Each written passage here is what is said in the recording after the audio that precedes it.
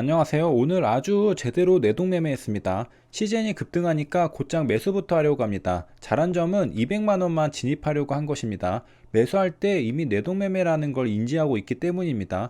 풀베팅 할 수 없는 자리는 무조건 내동매매라고 생각해야 합니다. 하지만 매매하고 싶은 마음을 억누르기란 쉽지 않습니다. 이미 급등하고 있는 종목은 매매해봐야 손실만 볼 뿐입니다. 상승 초기에 매수한 게 아니라면 꼭대기에서 매수하는 건 바로 나입니다. 내가 매수하기 전까지는 계속 양봉을 뽑아내는데 내가 매수하면 곧장 음봉으로 폭포수가 쏟아집니다.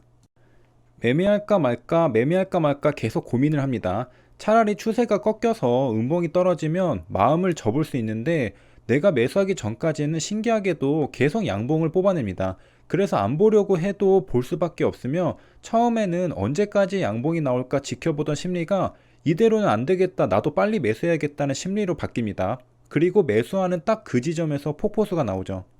다행히도 시제는 찰나의 순간에 매수 버튼을 안 눌렀습니다. 굉장한 판단력이었습니다.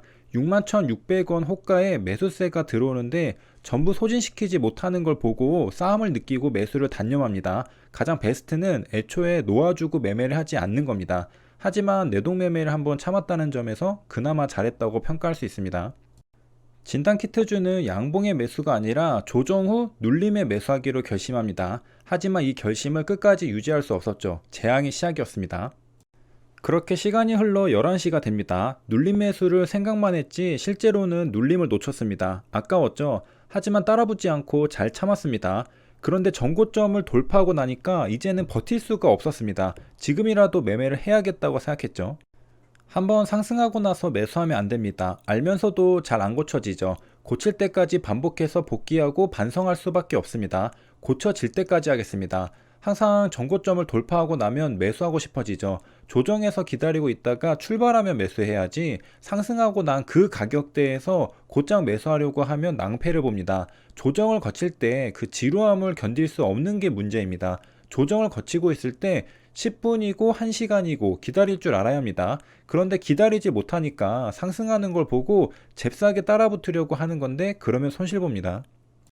그래도 첫 매수 주문은 내동매매라기보다는 아래 호가에서 잡아보려고 노력했습니다. 하지만 누군가 자꾸 64,200원에 호가를 쌓고 있죠. 체결이 안 되니까 위로 매수하려고 합니다. 항상 조급해서 위로 매수하면 큰일이 납니다.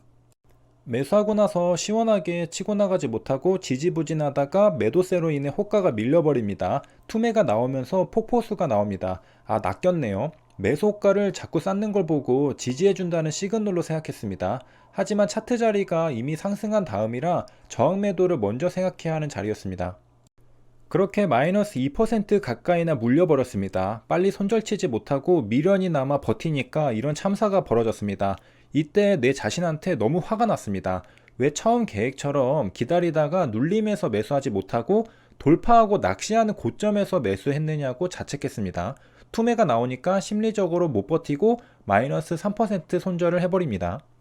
급등하는 종목을 보면 왜 이리 조급한지 모르겠습니다. 기다릴 줄 알아야 합니다. 그런데 기다리는 건 또 지루해서 잘 못하죠. 결국 고점에 추격 매수하고 물리는 패턴을 반복하게 됩니다. 시제는 눌림 자리가 오면 매수하기로 계획을 세웠었죠. 강력한 주도주는 아니기 때문에 불나방 매매는 안 하기로 했는데 전고점 돌파하니까 불나방처럼 뛰어들었다가 음봉 맞고 불타버렸습니다. 다행히도 손절한 가격보다 주가는 더 떨어져서 그나마 잘한 손절이라고 볼 수 있겠습니다. 더 버텼다면 손실은 더욱 커졌을 겁니다. 시즌의 사례를 보면 전고점 돌파 매매가 마냥 좋은 건 아닙니다. 특히 종목 선정이 중요합니다. 시즌은 약한 주도주라고 생각해서 최대한 매매를 안 하기로 구분해 놓았는데 어느 시점부터인가 나사가 풀려서 나도 모르게 전고점에 따라붙게 되었습니다. 반성해야 합니다. 전고점 매매를 하더라도 정말 강한 주도주에서 해야 합니다. 시즌은 왜 상승했는가? 코로나 신규 확진자 4,116명 뉴스 기사와 함께 시젠은 강세를 보였습니다. 최근에 신규 확진자가 늘고 있었는데 왜 진작에 시젠을 떠올리지 못했는지 반성해야 합니다. 어떤 이슈를 알고 있다면 관련주와 연결시키는 연습을 의도적으로 해야 합니다. 신규 확진자가 늘고 있다는 걸 알고 있었지만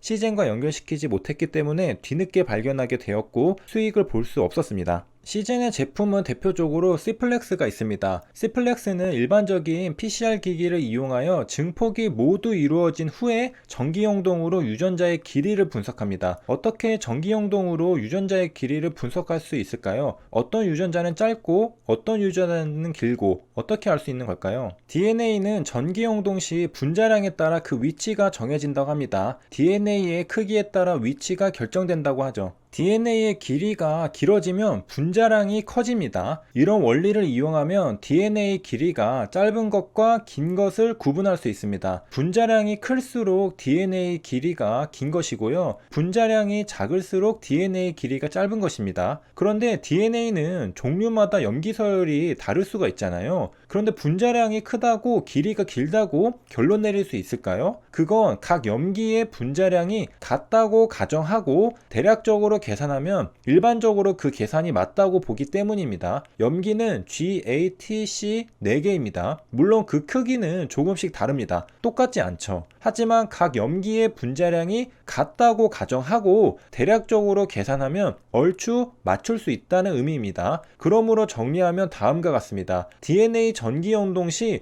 분자량에 따라 그 위치가 정해진다. 여기에 한 가지 가정을 추가합니다. DNA 염기 GATC의 분자량이 같다고 가정해보면 DNA 전기연동 시 길이에 따라 그 위치가 정해진다. DNA 전기연동 시 크기에 따라 그 위치가 정해진다라는 결론에 다다를 수 있습니다. 우리가 가정한 부분에 대해서 몇 가지를 좀 더 생각해 보면요. 어떤 DNA든 ATGC의 빈도는 각각 4분의 1 정도에 근접할 것이라고 합니다. 그리고 DNA는 베이스로만 이루어진 것이 아니라 슈거와 포스페이트로도 이루어져 있습니다. 그러니까 상대적으로 베이스가 전체 DNA의 몰레큘러 웨이트에 미치는 차이는 정말로 미미해진다고 합니다. 그러니까 베이스 ATGC의 빈도가 다소 다르다고 해도 베이스가 분자량의 전부를 차지하는 게 아니라는 것이죠. 오탄당도 있고 인산도 있기 때문이죠. 참고로 몰레큘러 웨이트는 분자량을 말합니다. 분자의 질량이죠. 분자 질량입니다. 탄소를 기준으로 한 상대적인 질량입니다. 절대적인 질량은 아니라는 것이죠. 다시 시젠의 분기보고서로 돌아와서요. C플렉스는 일반적인 PCR 기기를 이용하여 증폭이 모두 이루어진 후에 전기용동으로 유전자의 길이를 분석하여 진단하는 방식의 제품이라고 합니다. 우리는 어떻게 전기용동으로 유전자의 길이를 분석할 수 있을까 알아보고 왔습니다. 시젠의 매출액은 2019년 1200억 원이었는데요. 2020년에 들어서는 10배가 뛴 1조 1천억 원에 달합니다. 그리고 올해 2021년 3분기까지 매출액은 9,600억 원을 찍습니다. 어마어마한 매출 증가세죠. 과거 시세 흐름을 복습해보면요. 시젠이 본격적으로 상승하기 시작한 시점은 2020년 3월 6일입니다. 거래량이 터지면서 상한가를 가게 됩니다. 워낙 강력한 재료였기 때문에 그 다음 날도 상한가를 가게 됩니다. 시가는 14.99%입니다. 갭이 10% 이상 뜨면 위험하다고 생각이 들겠지만 재료를 확신하는 용기 있는 자만이 매수할 수 있었을 겁니다. 하지만 이 현상 가는 걸 보고 용기가 나면서 상따한 투자자들에게는 시련이 다음날 곧장 찾아오게 됩니다. 시가 마이너스 7.64%로 개파락해서 시작하죠. 장중 윗꼬리를 달고 음봉 마감하게 됩니다. 이후 주가 흐름은 계속 음봉만 나옵니다. 갭을 메꾸는 걸 알 수 있죠. 여기서 얻을 수 있는 교훈은 어떤 재료가 나왔다고 해서 급하게 따라붙을 필요는 없다는 겁니다. 충분히 저점에서 매수할 기회를 줍니다. 관심 종목에 넣어두고 기다리면 됩니다. 저점에서 매수할 기회를 주고 날아가는 시즌을 관찰할 수 있습니다. 여기까지 시청해주셔서 감사합니다.